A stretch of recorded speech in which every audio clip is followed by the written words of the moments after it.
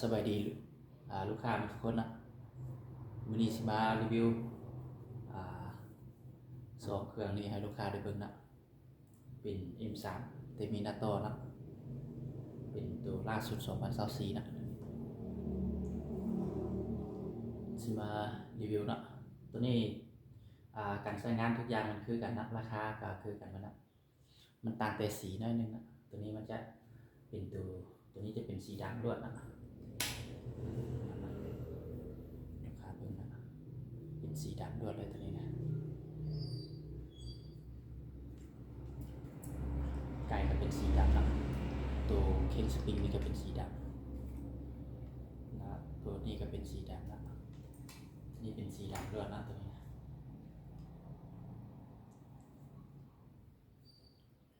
เปิดนะลูกค้ามาแบบใดนะราคา15 ล้านนะ15 ล้านมีบางสูบนะมีลูกปืนมีโมมีสโลลิงนะต้องซองเป็นพีนะต้องซองนะต้องซองระบบแก้กันนะระบบประกอบกล้องใส่ได้ตัวนี้เป็นอันนี้จะเป็นลายสีแดงนะผู้ใดมักที่ว่าเป็นสีสันนิดนึงก็เอาตัวสีแดงนะแล้วมักแบบเรียบเป็นสีดำแล้วก็เอาสีดำนะตัวนี้กายจะเป็นสีแดงนะตัวเคนสปริงก็เป็นสีแดงนะเคนสปริงตัวเคนนอกนี่นะบีบเอานะกับตัวนี้จะเป็นสีแดงนะมันงามไปคนละแบบนะตัวนี้มันจะสีสันจะหลายกว่านะตัวนี้นะราคาคือกันนะราคา15 ล้านนะได้ครบชุดเลยนะ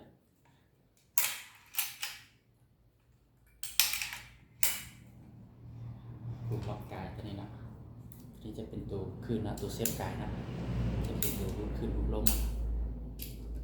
นะตัวนี้จะเป็นเซฟจะเป็นเซฟจะบีบไปได้เลยนะ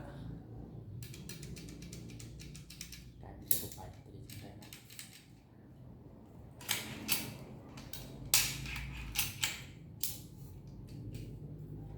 ถ้าเซฟกายมันจะบุกไปนะเดี๋ยวถ้านี่นะได้นะ15 ล้าน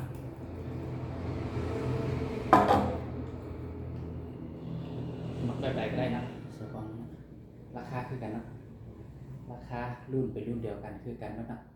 ตั้งแต่ตัวนี้เขาจะเปลี่ยนตัวนี้นะบางคนเขาจะก็มักลายแบบสีนะ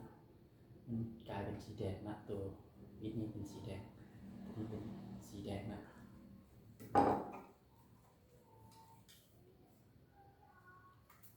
นี่ถ้าเขามาเบื้องซ้ายเขาก็เปลี่ยนมาเบื้องซ้ายได้นะเอาตัวซากตัวนี้นะ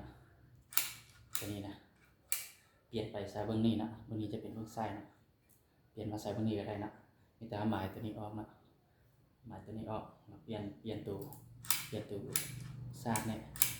มาไว้เบื้องนั้นละเอาตัวฝาปิดเบื้องนี้นะย้ายมาไว้เบื้องนี้นะสีดำมันจะยากนิดนึงนะเอาตัวสีแดงนี่มาอธิบายนะนี่นะเอาตัวสีแดงนี่นะมันจะมีน็อตจับนี่นะเอาน็อตตัวนี้ออกแล้วก็หมายตัวนี้ออกนะตัวซากตัวนี้นะเอาตัวนี้ออกนะย้ายไปใช้เบื้องนี้ก็ได้นะแล้วฝาปิดตัวนี้ย้ายมาปิดเบื้องนี้ก็ได้กันนะตัวนี้ถ้าคนใช้เบื้องขวาจะใช้เป็นปกติแบบนี้เลยนะแบบนี้เลยนะถ้าคุณพระเจ้าใช้เบื้องซ้ายนะสามารถย้ายตัวนี้นะย้ายตัวนี้ไปไว้ฝาทางนี้ได้ไว้ฝาทางนี้ได้สามารถงัดเบื้องซ้ายแบบนี้ได้นะแต่เนี้ยท้ายกล้องหน้านะอันนี้เป็นท้ายกล้องหน้าแล้วมันจะคือเป็นเบื้องขวาอันนี้จะคือเป็นเบื้องซ้ายนะท้ายกล้องหน้ามันจะคือเป็นเบื้องซ้ายแต่ความจริงอันนี้เป็นเบื้องขวาแล้วนะขวามือเนาะ15 ล้านครบชุดได้ลูกค้าคนใดสนใจกับทางมานะมีกล้องซองมีเก็บเสียงมีลูกปืนมีโม่มีซูเปอร์ลิงนะอยากครบชุดเลยพร้อมยิงเลยนะวันนี้ก็สิมาพบทุกคนในสำนีนะว่าเป็นโอกาสหน้ามีเวลาก็สิมารีวิวลงใหม่นะจะผู้ใดสนใจก็ทักมาตามเบอร์ที่ฝากไว้นะ